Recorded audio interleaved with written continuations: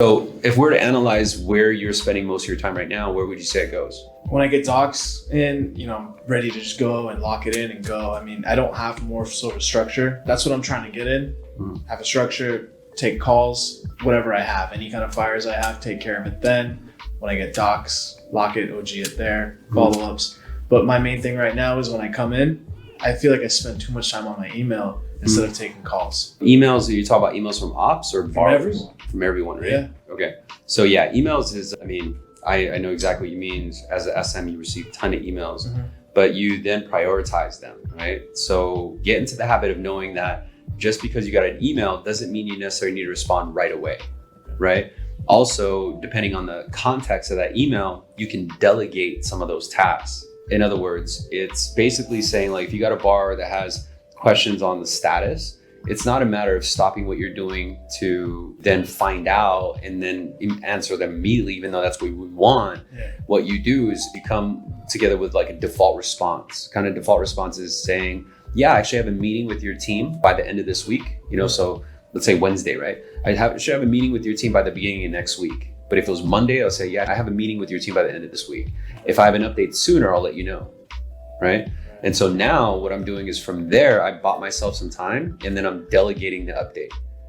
Unless the file is somewhat close to closing, right? So if I notice that I got maybe 15 days left on the lock and it's still in conditional approval, then I'm changing my approach and I'm keeping it the same with the borrower and saying, hey, I have an appointment with your closing department or your processing team at the end of this week. I'll give you an update if I hear anything sooner. But when I send a message to ops, it's formatted in a way and saying, and this is again, urgency. If it had like 40 days and this person just went into processing, I'm not necessarily using this approach, right?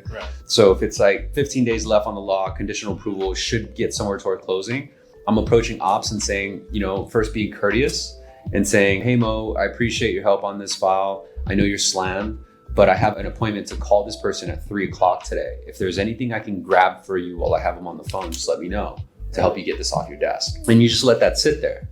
So they'll answer you whenever the borrower is not anxious to hear back from you. You're not anxious to give a call back because you're kind of setting the train in motion and it's kind of moving along, right? So you have all these different tracks and you're just delegating. So you're putting things out and they'll circle back when it comes to that time. And then the best way to do it is like, if there's something that requires your time, this is where the color system comes into play.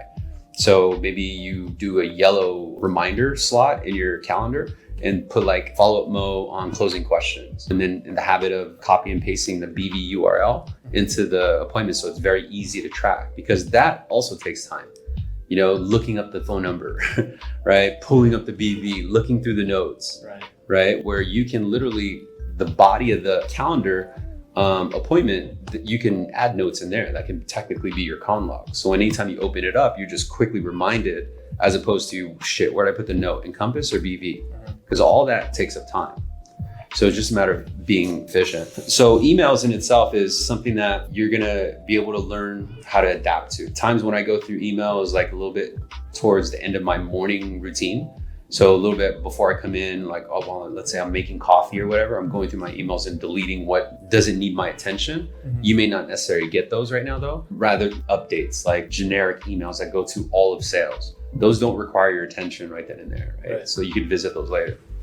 But if it's something like a borrower, a fire, then you just set it in motion. Hit the response back and say, hey, I was actually just gonna give you an update. I got a meeting with your team at the end of next week. Again, you're buying yourself time. While still, second email is forwarding out to operations and saying, hey, I got a call with this person at 3:00 for an update. Is there anything I can give, I can collect for you? So now it's already handled as opposed to eating up a lot of your time.